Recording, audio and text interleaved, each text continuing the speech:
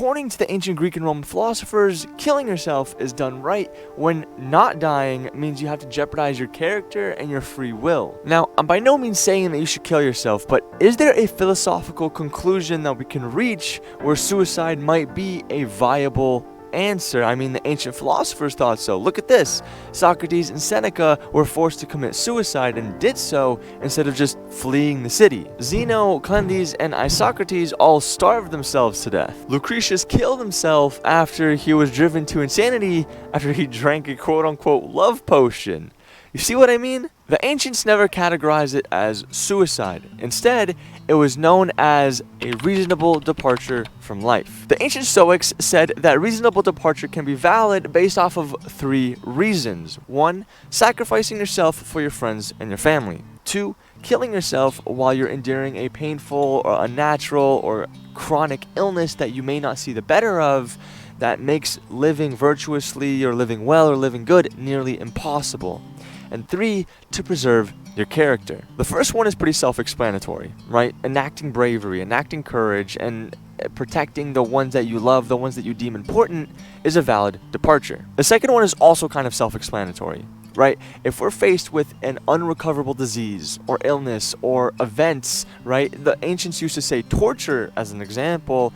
Sure, we can try to live a good life, but it is completely limited. The third category is the most important one, and this is the category that the ancients used to emphasize on, especially the Stoics, right? Preserving your character, preserving your virtue, preserving your morals, your principles, even if your life depended on it. The ancient philosophers believed that in the end, we are free and rational people. We have the ability to do whatever we want, whenever we want. Sure, there will be small things that restrict that, such as a schedule of having to go to school or go to work or whatever the case might be.